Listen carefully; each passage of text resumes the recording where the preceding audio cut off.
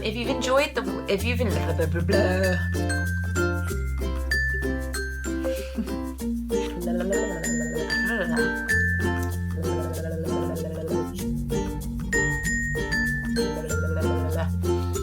Hello everybody and welcome to Inside number 23, my podcast, which is all about sewing and knitting and living the craftiest life possible. And I am joining you as always from Hertfordshire, which is just north of London in the UK, where I live with my gorgeous, if I do say so myself, husband Emrys and our lovely squishy little pug puppy Rolly. You can find me on all of the various social medias as Miss Lavelli. You can also find the Ravelry group for the podcast under Inside number 23 podcast, which is super easy to find. Just search Inside number 23 in the groups tab on Ravelry, and do head along and join our group because it's filled with beautiful, wonderful, interesting people. And that's also where I post show notes for this episode and all of my episodes. And you can get involved with things like knit-alongs and sew-alongs and giveaways and all of that good stuff. Welcome back, you guys. Thank you for coming back if you're a long-time viewer. As always, I absolutely adore you. And a huge welcome to anyone who's joining me for the first time. I think recently I seem to have acquired quite a lot of new viewers, so welcome. Thank you for subscribing to my channel. And I hope you enjoy spending a little bit of crafty talking time with me today. It's been a really good week here inside number 23. I'm a little bit disappointed, I'm not going to lie, because on my last episode I was kind of raving about how it was autumn, how I was so excited about autumn coming, and it basically feels like summer again in the UK. And a lot of people did comment on last week's episode and said technically that autumn doesn't start until the end of September, so I was jumping the gun a little bit. But as far as I'm concerned, the second that September comes along, even though officially it's not autumn, I do feel like it's autumn. So we have had a couple of really nice autumn days, but the weather is going to get really quite hot this week. I think we're going to have highs of about 30 degrees centigrade midweek, which I know that people will disagree, and there are people out there that love hot weather in summer, and I appreciate that. But personally, I find any weather over about 20 degrees centigrade as being hot summer weather. I'm UK, born and bred. I don't do well in high temperatures, and also I burn. I turn into a lobster in the sun, so in general I will just hide away indoors if it gets too hot. I don't know, I'm hoping after this week we may get some more kind of crisp, cool, yet bright autumn weather. I'm keeping my fingers crossed, but I know that it's probably going to be more summery this week, but I'm still pretending that it's autumn because it's my favourite season. Anyway, all of that waffling about weather to one side. I do have a little bit of admin to just get us started. I am currently hosting a sew-along, the Hollyburn sew-along, in my Ravelry group. I released a new video this week all about finishing waistlines, finishing waistbands rather. That went up this week. And we do have the end in sight for the Hollyburn sew-along. I have extended the date. It was supposed to end by the beginning of September, but I am very hopeful that over the next week or so I will have had all of the tutorials up and ready. We also have a finished object thread in the Ravelry group, and some people have already been posting their finished objects, which look beautiful, so thank you for that. But the end is definitely in sight. Maybe within the next 2 weeks, I think, will be the completion of the sew-along. But it's been a wonderful experience, and thank you to everybody who's been involved and for all of your feedback on the videos. It's been a real learning experience for me. There is still time to get involved, even if you don't necessarily finish. You can watch the videos at any time. The videos aren't going anywhere, and I have a playlist of all of those video tutorials which I will link in the show notes. Also, we will be starting our colour work KAL, which I am hosting with the gorgeous Marsha of the Twisted Stitches podcast. She's FairyLittle on pretty much every social media, and we're both very excited to start. Whips are allowed, any form of colour work is allowed, so FairyLittle or Intarsia, anything like that. We'll be starting that on October 1st, so maybe start thinking about what you want to be working on, and obviously you can start now if you want to because whips are allowed, so yay! It's really, really fun. I'm excited to get some whips finished that have been on my needles for a very, very long time. time. If you want to see more details of what I'll be working on, check out last week's episode because I talked about that in quite a lot of detail at the beginning of the episode. Finally, before we get on to some really lovely knitting goodness, I have the exciting announcement of a winner for the Filament giveaway. Filament magazine, which I was sent to review last week. So again, check out last week's episode if you'd like to see all of my thoughts and feelings on the beautiful magazine that is Filament. The lovely ladies of Filament were generous enough to donate a copy to the podcast for you lovely people to win. I opened the post last week with the question, what is your favourite thing about autumn? And I closed the thread this morning in order to draw a winner. I used random number generator, as is traditional in these things, and we had, I believe, 198 different posts. So for one thing, thank you to everybody who entered. I can't believe we had nearly 200 different entries. That's amazing.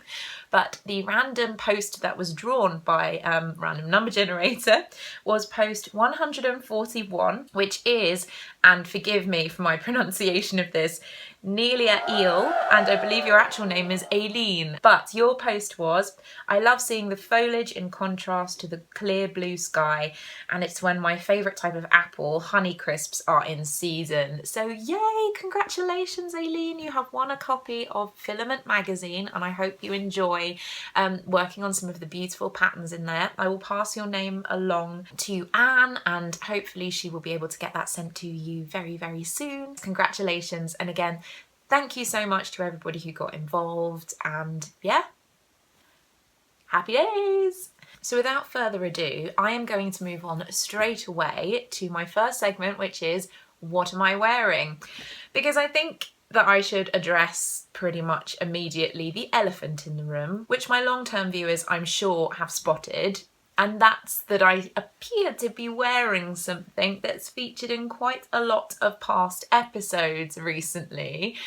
And yes, you guys, I have completed my Chuck sweater, and that is what I am wearing today, and I couldn't be happier with it. I'm going to quickly pop up to show you my full outfit, so bear with me just a second. So this is incredibly awkward, but I'm wearing my Chuck sweater with my Clemence skirt that I made from a pattern by Tilly and the Buttons from her book Love at First Stitch. And just to make things a little bit easier, what I have done is shot a little bit of extra footage with the help of my lovely husband Emrys of my full outfit, so you can get a much better idea of how it looks all together, and I am absolutely thrilled with it. So I will insert that here.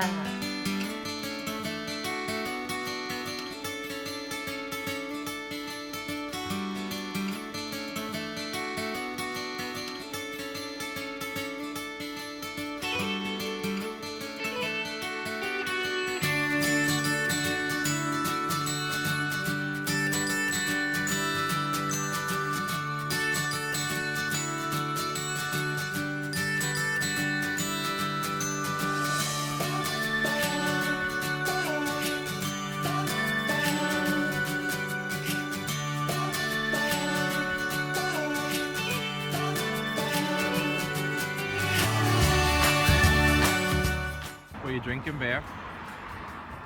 Pumpkin spice.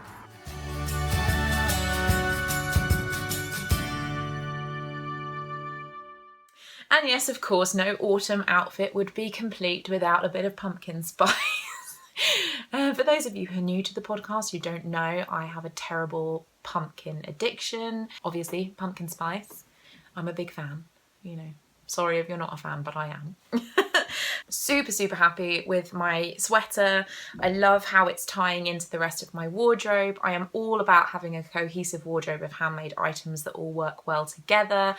And I love my Clemence skirt. It is from the Tilly and the Buttons book, Love at First Stitch. Like I said, I'm a huge fan of Tilly and everything she does, but this book, if you are looking for, if you're a kind of starting beginner sewist and you want to advance, I think this book is amazing. And yeah, I'm just really, really happy for it to have been a little bit cooler today so that I could actually wear this sweater out. I genuinely love it.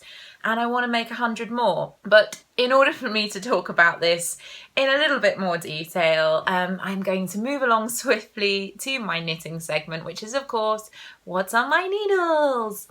And we're going to start off with finished objects, and I wanted to talk just a little bit more about my Chuck sweater. This pattern is by the incredibly talented Andy Satterland, who I'm quite obsessed with in terms of all of her designs at the moment. I think she is amazing. The thing that I love about her designs is that in general, the majority of her patterns are either Aran weight, so worsted weight, or DK weight patterns, and yet they are incredibly feminine and delicate and beautiful, which means that you get all of the kind of beautiful femininity of a garment that's really flattering to the female form, and yet it's made of a much heavier weight yarn than, say, a delicate fingering weight sweater, so it knits up really, really quick. I genuinely think that if you had enough time put to one side, you could probably knit one of these in a weekend, depending on how fast that you knit, just because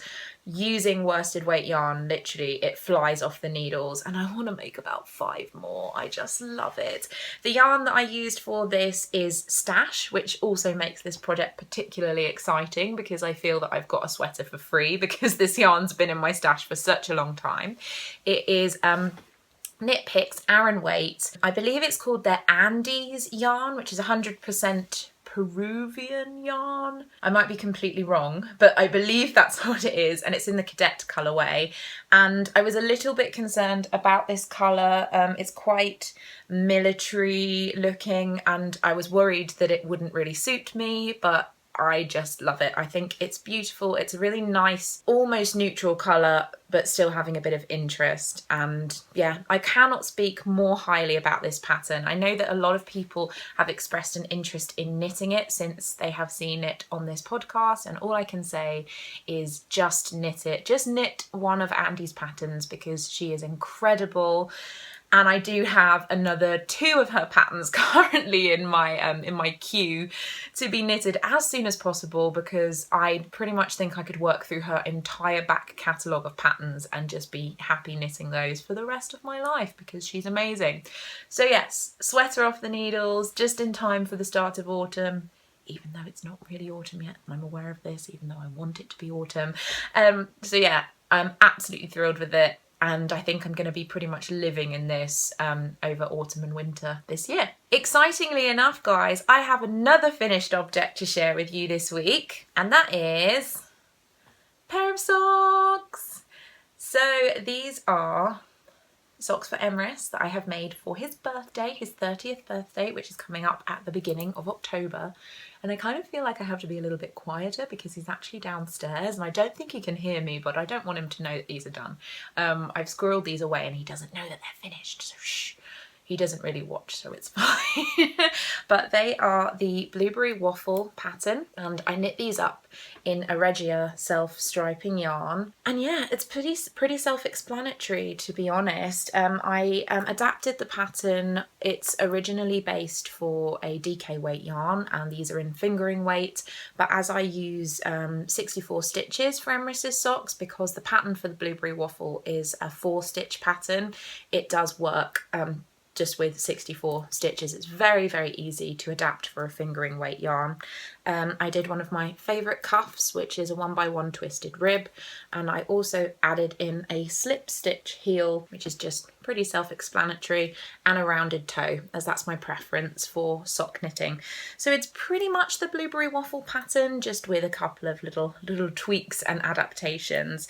I'm just really happy with them. I very rarely knit for other people, which is something that you'll know if you've been watching for a while, just because I have limited knitting time, and the aim eventually is to have an entirely handmade wardrobe, both through sewing garments and knitting garments. So I do tend to take a lot of my time knitting things for myself, but it is very important to me to make some nice things for my lovely husband, because he's very knit worthy. He is very generous of of everything with his time and his support of everything that I do. So I wanted to make sure that for his birthday I had some really nice handmade items, and this is the first one. Fingers crossed I'll be able to get some more things done for him before his birthday, but I have decided, initially I know I said I was going to make 30 things for his 30th birthday, and it's too much pressure. I don't want to put that much pressure on myself, particularly when it comes to putting a lot of love and affection into an item for someone that I care about, because then it will just become a big slog, and that's no fun at all. But I'm really happy to at least have these finished. They're not completely matchy because I started at different points in the stripe, but I still think that they look lovely. I'm really happy with them, and they're so squishy because of the structure of the blueberry waffle pattern. So very happy with these. So yay, I'm really happy, really proud to have 2 finished objects. It's been a while since I've had a finished object to share with you guys, but 2 in 1 week, you know, just on fire apparently.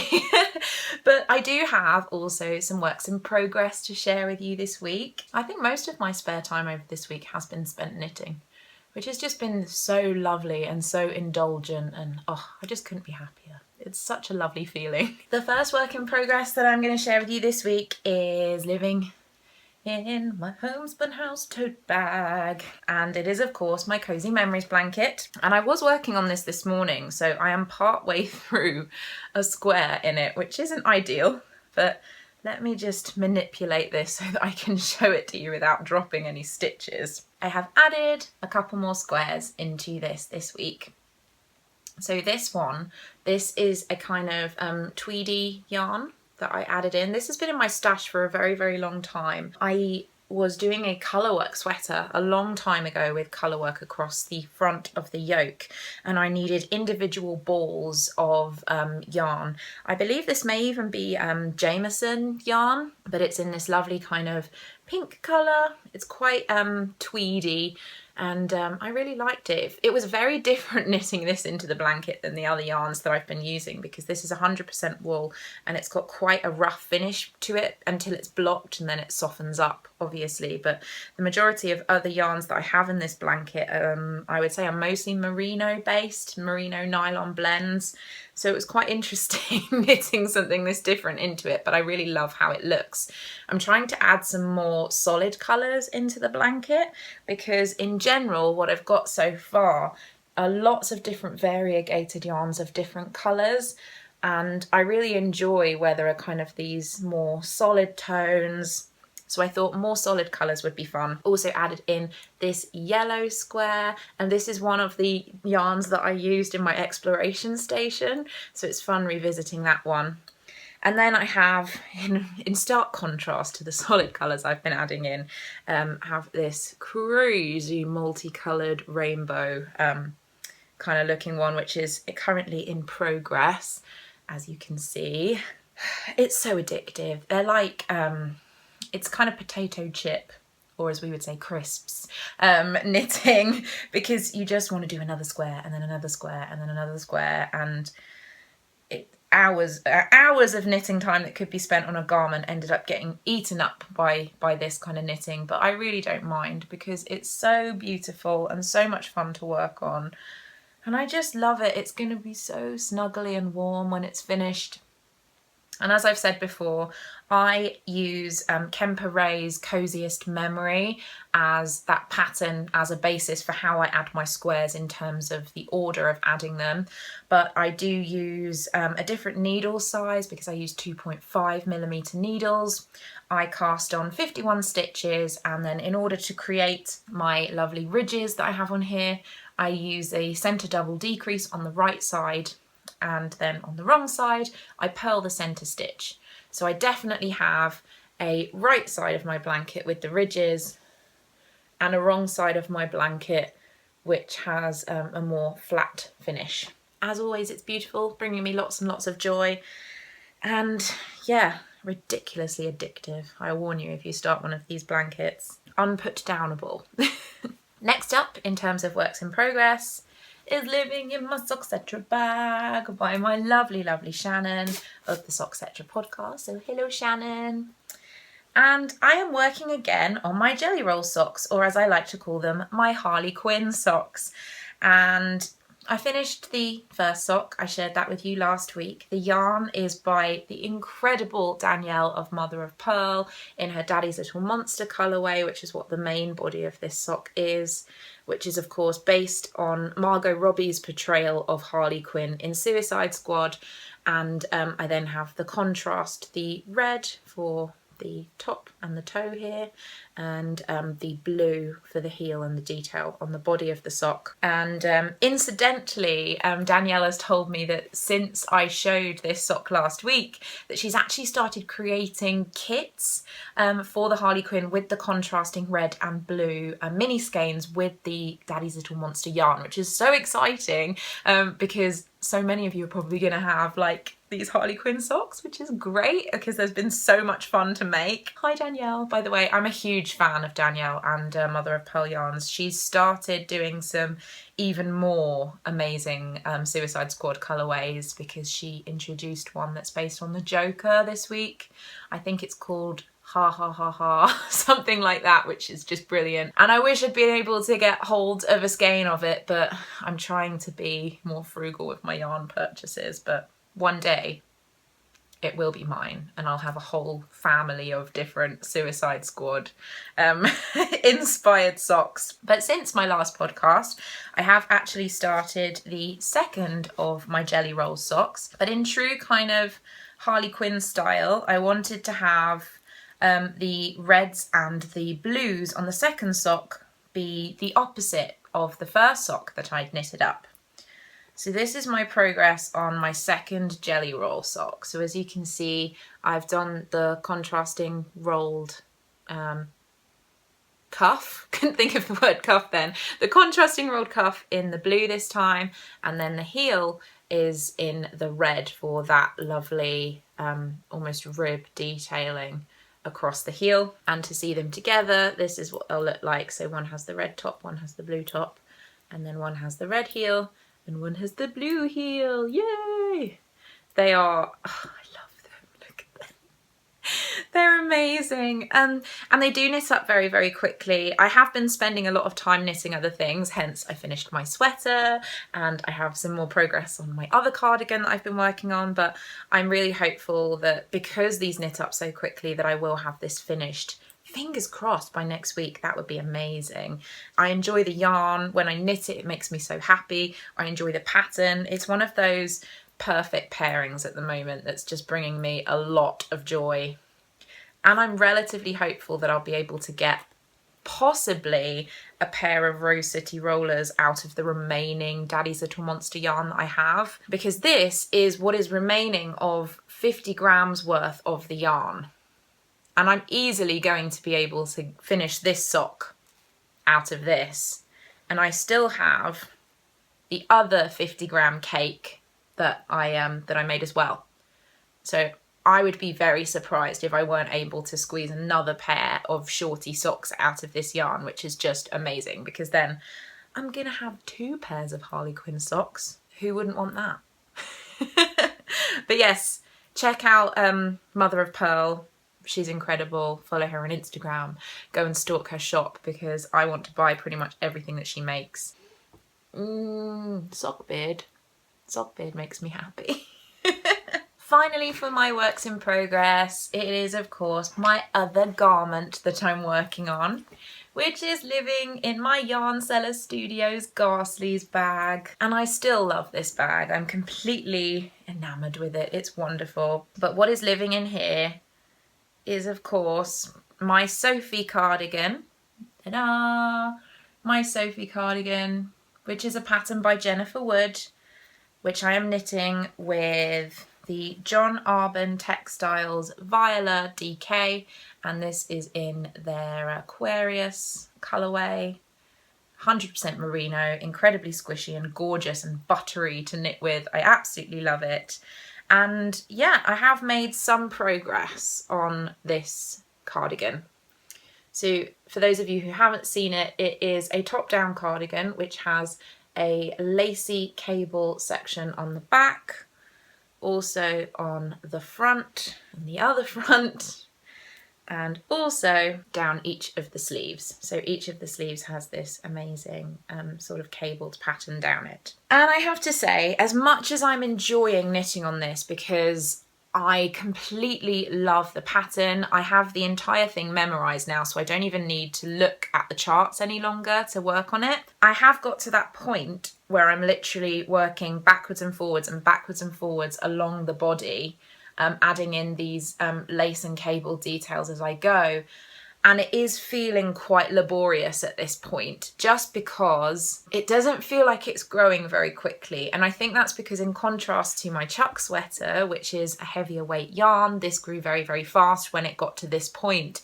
And this is definitely a bit more sluggish, which is why last night when I was knitting on it, I decided to add a progress keeper, which I did, my little jelly teddy. Progress keeper, which makes me so happy. But I popped that on there, and I managed to, while I was kind of falling asleep, knit just this little amount, so about an inch of more of the body. And it makes a difference because you can clearly see how much you've done, and you don't feel as if you're just kind of knitting and knitting and knitting forever and nothing's happened. So I think that now I've got the progress keeper on there, that's really going to help. If it doesn't, what I think I may do is knit one of the sleeves, then go back to the body before knitting the other sleeve, just because sleeves, they fly. They're so quick. I do love it so much, and I do really, really want it to be finished, and maybe that's why I'm frustrated. I think that now I've got this sweater finished, now that Chuck is finished, I just want to be able to wear this as well, because I'm getting so much enjoyment out of having a hand knitted sweater to wear that's new and that is just so reflective of my personal style at this point in my life as well, which is what I really do think that this is as well. It's a common theme. This similar kind of greeny blue colour and cables. I think one of the reasons why it doesn't feel that a lot of work has been done in this is as well that I was so close to finishing the Chuck sweater that all of my kind of lengthy knitting time was going on this, and also on Emrys's socks, which I wanted to finish. Now that I have freed up a little bit of mental knitting space, I think that I'll spend a lot more time working on this in my larger chunks of knitting time, which should mean that this is at least progressing more, even if it's not necessarily finished right away. And I'm hoping that I can do that, because basically I have so many plans for other sweaters and cardigans. It is pretty much all I want to work on at the moment. I just want a wardrobe full of handmade sweaters, and I do have quite a lot that I tend to wear when the weather gets cold, and I wear them all the time. But the idea of having more is amazing. I have completely reorganized my my sweater storage so that all of my handmade sweaters are kind of in pride of place at the moment, and the idea of adding to that just brings me so much happiness. Before we move on to other things that are not necessarily knitting project related, I want to add one extra little chunk into the What's on My Needles segment. So this is brand new this week, and that is going to be the What's Next segment, because like I said, all I can think about at the moment is what's going to come next in terms of what I'm working on, and particular with garment knitting, I really, really just want to knit all of the sweaters and cardigans. So I have been spending a lot of my time recently thinking about what I would like to work on. And so for my What's Next segment of What's on My Needles, I wanted to bring up something that I talked about previously, and that was when I was at Fibre East. You may or may not remember from my haul that I managed to acquire when I was there, that I purchased this incredible gradient set from Woo Sheeps. And this is in the Stormy Monday colourway, which is basically a gradient that goes from this very dark grey all the way down to this beautiful light grey at the bottom. And I love it so much. And at the point that I purchased this, I already found a pattern that I wanted to use for this yarn. I at first thought that I would be using the featherweight cardigan again, but that has an applied neckline, basically an applied border all the way around the front and the neck and everything. And to work with a gradient, I didn't want to have something that was applied because it would interfere with the colours of the gradient of the cardigan.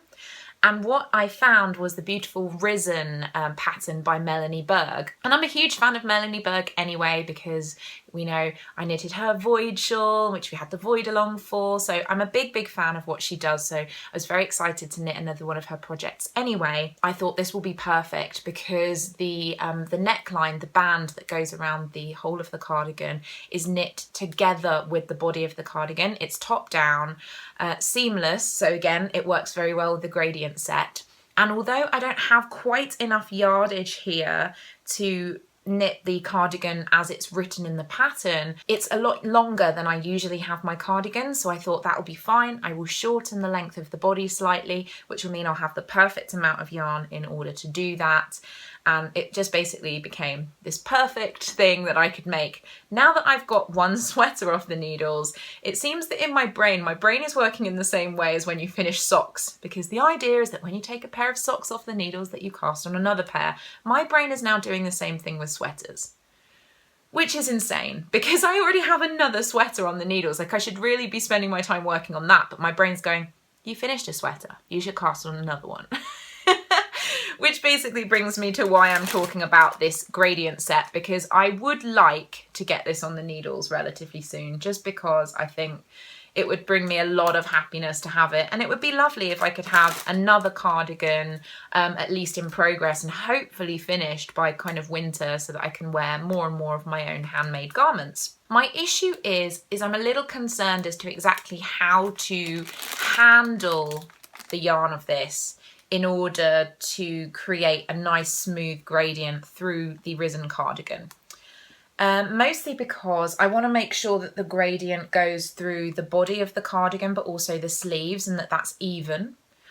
And I want to make sure that there's not too much of a jump between colours, because the darker colours I think you could knit side by side and it wouldn't necessarily be a big deal because they're very similar, but there is quite a stark contrast between the lighter shades of the gradient kit. So let me talk you through what I'm thinking that I'm going to do. And I would really appreciate any feedback that you guys have had if you've ever tried something similar yourself. And what I was thinking in theory is that I would cake up each individual skein of colour. I would then split those cakes into two. So each one of these is 50 grams. So I would essentially have two cakes of 25 grams each. I would then take one of those cakes and split it again. So I'd have a 25 grams and then like a 12 and maybe 13 of each of the colours. So one larger cake and two smaller cakes of each gradient that I have in here, which would mean the larger cake would be for the body of the sweater, the smaller cakes would be for the sleeves, because that's taking into account, obviously, sleeves are smaller, so the amount that you're knitting into the body and therefore the amount you're knitting into the sleeve in order to get the same gradient, hopefully would be kind of even. I may not even need to do that with the first colour because the body is going to be in the same part of the sleeves, but basically you get what I mean. This is getting quite complicated, I apologise. So that's the idea in terms of yarn management and making sure that I have hopefully a relatively even amount for each sleeve and the body of the sweater. What I would then think about doing is doing a little bit of striping between colours when I'm changing. So maybe 2 rows of alternate colour, just so that I can blend the colours more evenly into each other when I'm moving from one colour to the next. And what I will need to do, I think, is knit the body and the sleeves kind of all at the same time. So work on one with the colour and then work on another with the colour, and with the sleeves kind of make sure that I'm knitting the same amount of rows on each and on the body so that everything remains the same. It's going to be complicated, put it that way. And I always tend to set myself these ridiculous challenges, which are quite overwhelming. But if anything, I'm just finding the whole idea really creatively satisfying and exciting. And yeah, I think that this will be a really, really fun project to work on. I would really appreciate it if anyone else who's kind of worked in a similar way with a gradient would kind of give me any advice. What I mean from that is I am going to be using this pattern with this gradient set. So the last time I talked about this and working with gradients, a lot of people suggested kind of other patterns that I might want to use with a gradient set, which is lovely, and thank you for that. But I do want to knit this cardigan. This is the cardigan that I'm going to be working with. It's not breaking up the gradients through striping other colours. I want to have a solid sweater that literally moves from one colour to another like a kind of ombre effect. That's what I'm really interested in having. But yeah, any other ideas or tips or tricks or just general musings that you may have about working with a gradient in this way, literally kind of solidly moving from one colour to a next, I would really appreciate it. And at the very least, I think in the next week or so, I will start caking up this yarn, because it's a lot of yarn to cake up. And I think that will give me a much better idea of what I want to do in terms of progressing. So this is going to be what's next. I'm not sure exactly when I'm going to start it, because a part of me does think that I should at the very least finish the body of my Sophie cardigan before I move on to a new sweater project. But the heart wants what it wants, and my heart is telling me to cast on another sweater like right now, so I can't be held responsible for what I may do over the next week.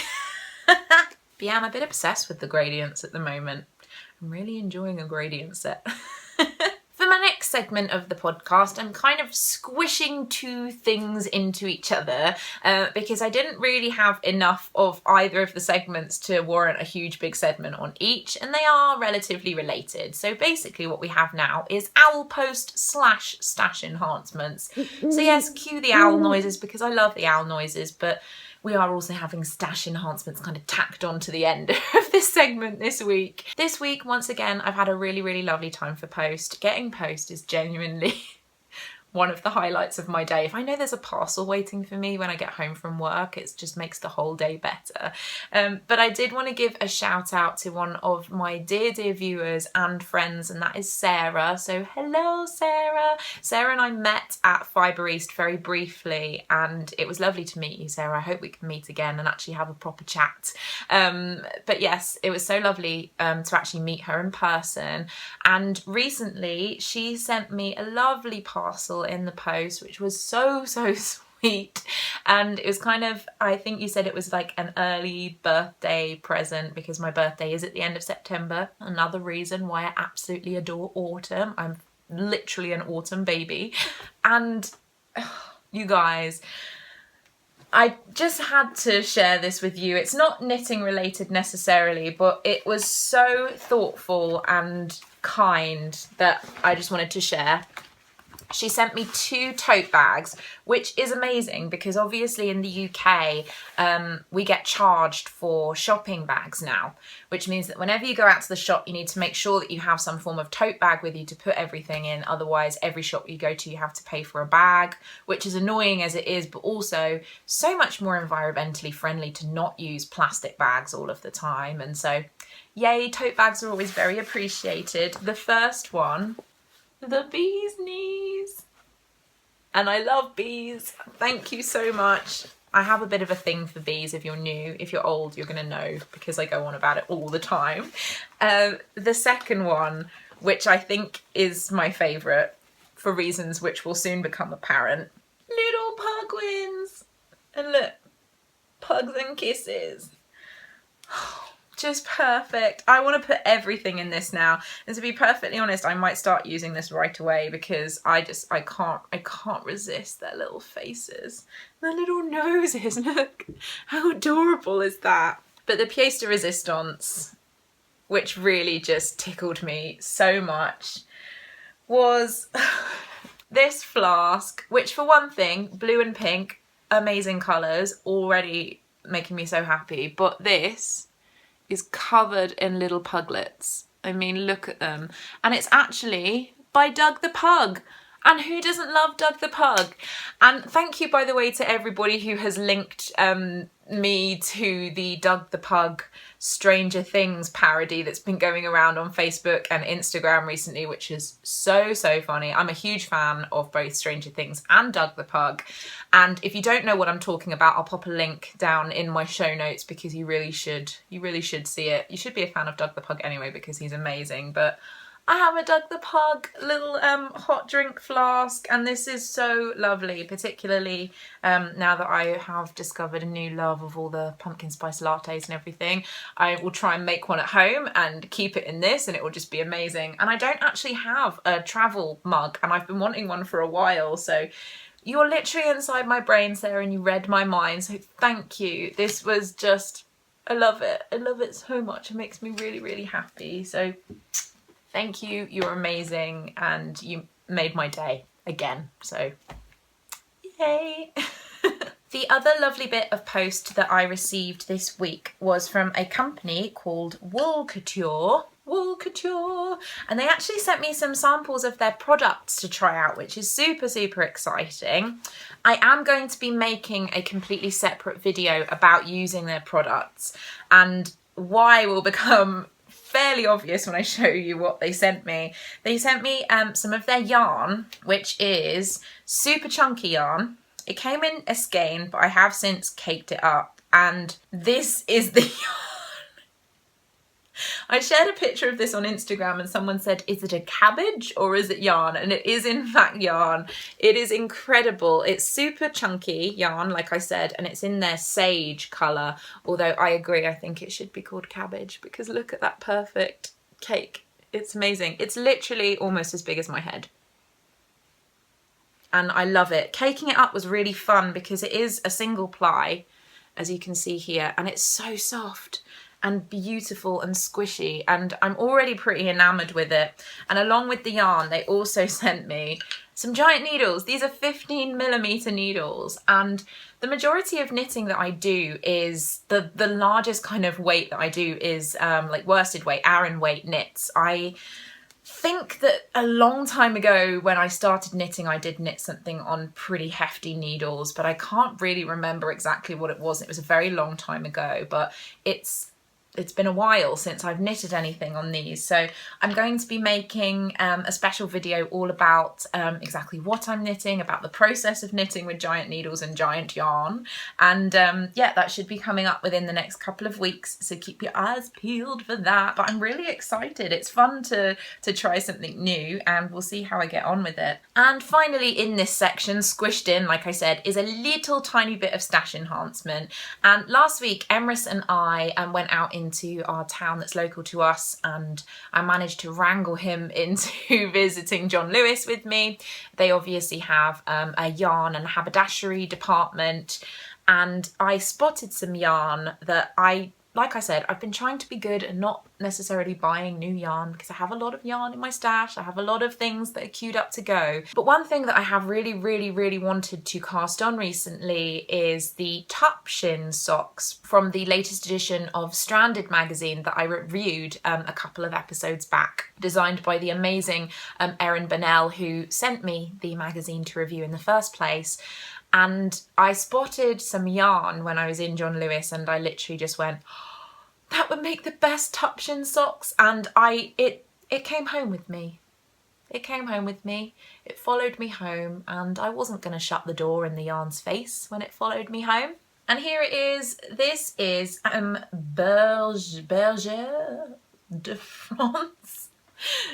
I'm terrible at pronouncing anything, but here it is. It's the Gumi 50 yarn. It's actually a 3-ply, 75% wool and 25% polyamide, basically nylon, I think. So it's like a wool nylon blend, and it is mass produced, which is different for me. I do tend to buy a lot of indie yarn, but I've heard that this is really, really nice to work with, and I just couldn't get over the colours. To me, this just felt like autumn in a sock yarn. It really, really did. I thought that the Tupshin socks knitted up in this would just be so beautiful, so I couldn't resist it. I am going to be using a contrast colour that I have from my stash. I do have a lot of this yarn left over. This is Excelana 4-ply, but it's in the ruby red colourway, and you may recognise this yarn because it's the yarn that I used for my red cabled sweater that I made kind of over Christmas last year. And I have quite a lot of it left over. I have quite a few little balls, 50-gram balls of yarn left. and I thought it would match really nicely kind of for contrast toes and heels and the little bit of colour work that's involved with the socks. One thing I would say, this yarn is 100% wool. It doesn't have any nylon content at all in contrast to this, which obviously does, but I don't have a problem with using that in socks just as a kind of contrast colour. I will just make sure that I only ever hand wash these socks, and I don't have a problem with that necessarily because I hand wash the majority of my knitted items anyway. I'm that kind of a person. But yeah, I think this is going to be really, really amazing. And also, if I'm brave enough, once I've gone past the cuff and the colour work of these socks, because they do have a little bit of colour work just underneath the cuff, I may try knitting these 2 at a time, because it's been quite a long time that I've wanted to knit 2 at a time socks. So yeah, very excited. The only problem about knitting these 2 at a time is that I had 2 pairs of Knit Pro Symphony needles, which are basically the Knit Pro wooden needles, and I had them on a fixed cable, 2.25mm, which is always my go-to needle size for knitting socks. And I was using both of them on my Harley Quinn socks that I've been working on. And the other day I went to pick up that project bag that had the socks in them, and I noticed that one of the needles had completely snapped and shattered. So I now only have one fixed long circular 2.25 needle, and it's currently being used on my Harley Quinn socks. Which makes me really sad because I've never broken a wooden needle before, and I'm usually very careful with all of my project bags and I don't just chuck them around, and it's quite disappointing that one of them broke. But I suppose I may need to invest in some new fixed circulars for 2 at a time knitting. Are there any other fixed circulars that you guys are fans of? I have my interchangeable higher sharps, which I absolutely love, but I'd be interested to know if any of you guys have preferred sock knitting needles for 2 at a time. Comments down below would be much appreciated. Okay guys, that is everything creative and crafty and knitting based for this week, and we're going to be moving on to my final section, which is of course General Waffle. General Waffle. And this week I'm actually going to do something a little bit different. I love mixing things up on the podcast, but you may or may not know that in my Ravelry group for Inside number 23, I have an Ask Me Anything thread. But I went onto the Ravelry group this morning before I started writing my show notes, as I needed to select a winner for the Filament magazine giveaway. And I noticed that there was a new post in the Ask Me Anything thread, and that was posted by Iris Lily, who is Rachel. So hello Rachel. And I was really interested by the question that she asked, and I decided that it would be a nice point to answer that question in my General Waffle segment of this week's podcast. So the question that Rachel posted is, I have a quick question about starting a podcast. I'm by no means a proficient knitter. I'd say I was an intermediate beginner, so I don't think I'd be able to contribute to the sphere of podcasts, but it looks so much fun. She also states that she's recently working on her first pair of socks and her second sweater, so good for you, Rachel. That sounds awesome. She also says, I love your podcast as you add your sewing and other parts of your life into it too. I scrapbook, sew, and am in the middle of a history degree. Do you think this would be appealing? But you've also asked some specific questions at the end of the question. Number 1, any advice on starting a podcast? Number 2, do you think one has to be an advanced knitter to start one? And number 3, how do you choose what extras to include other than just knitting? For example, your sewing and bookworm segment. I want to start off by saying everything that I say from this point onwards is entirely my own opinion.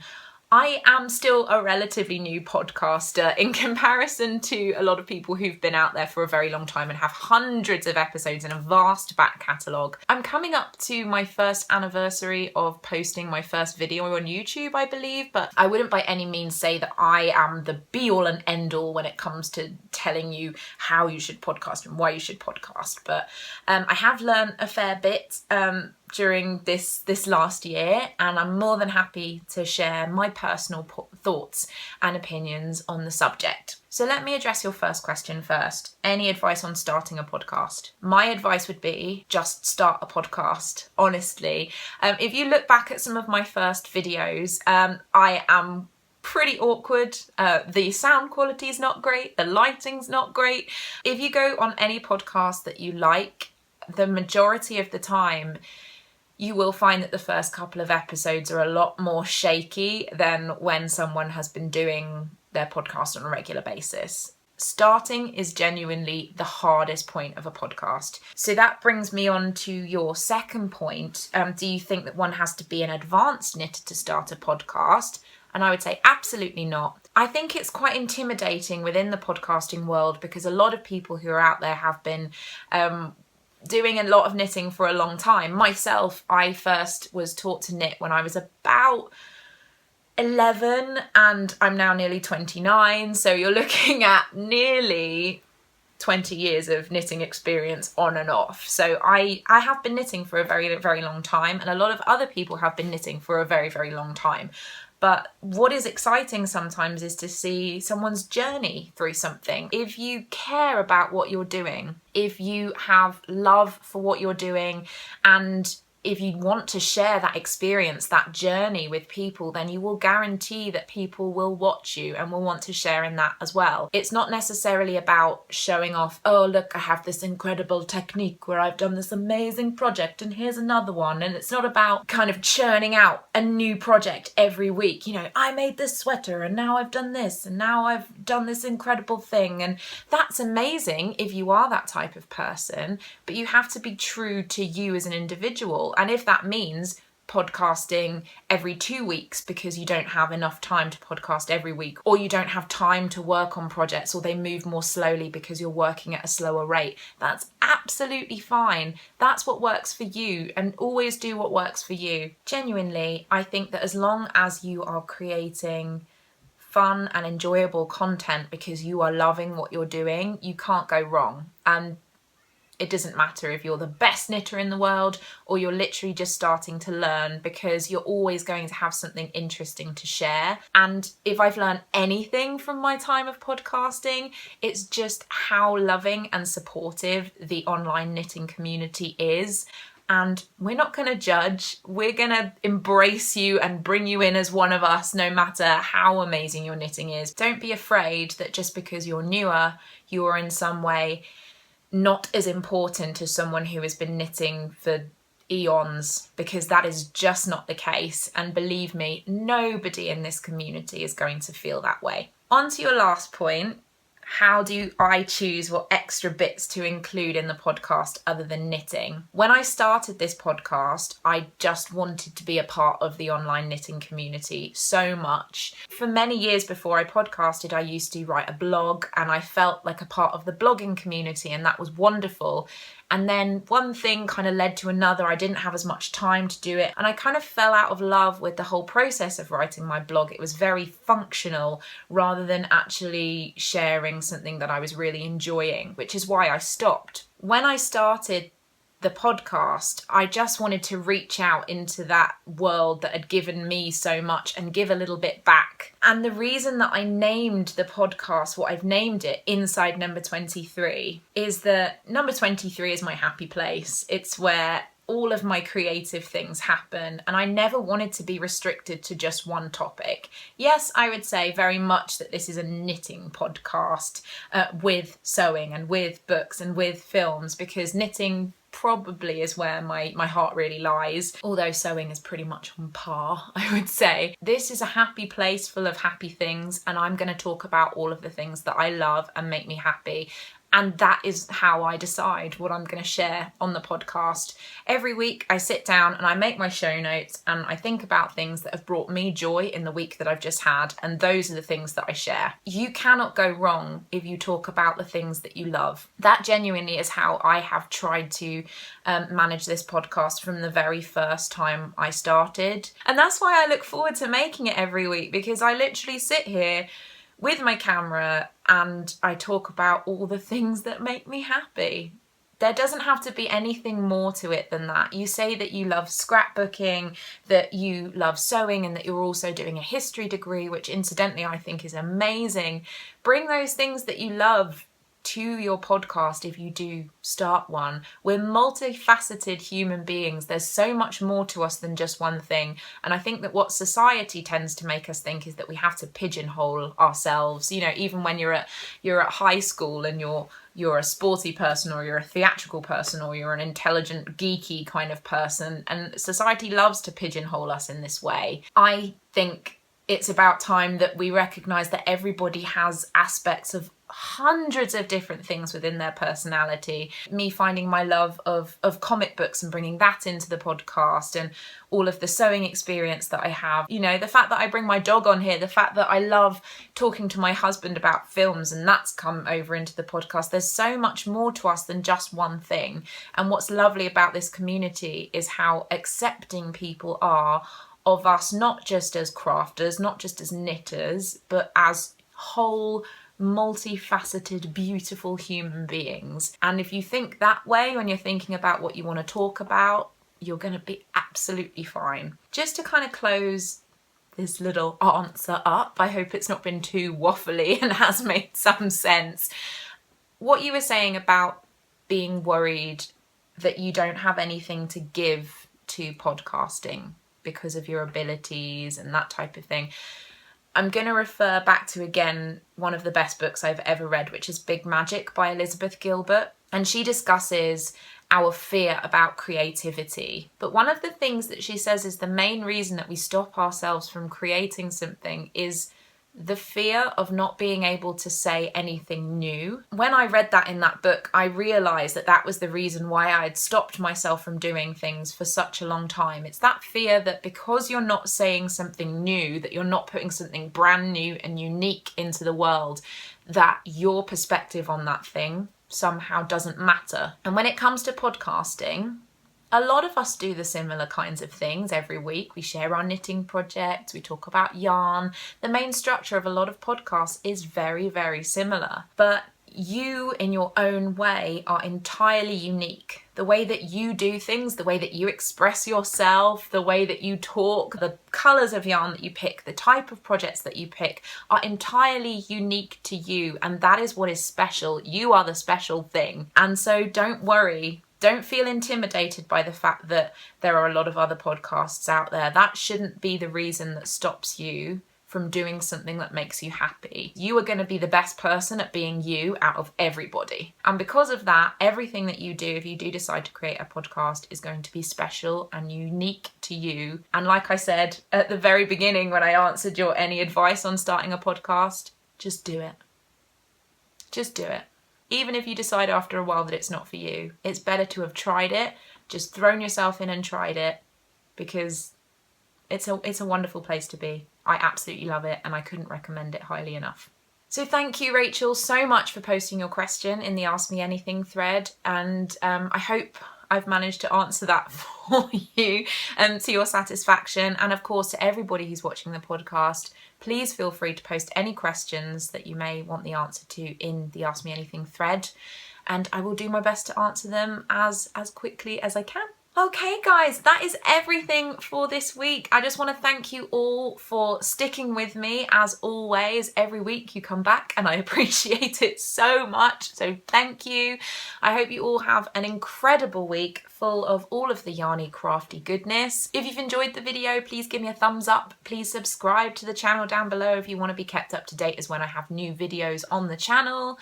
But for now, I am just going to say I love you all. You are fantastic. Happy sewing, happy knitting, and I will see you again next week.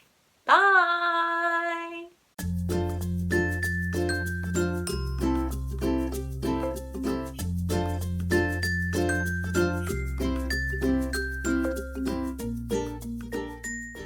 Rowley!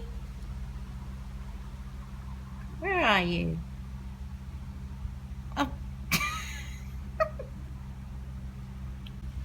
Do you want to come and get some breakfast? Huh? Breakfast time? Silly boy.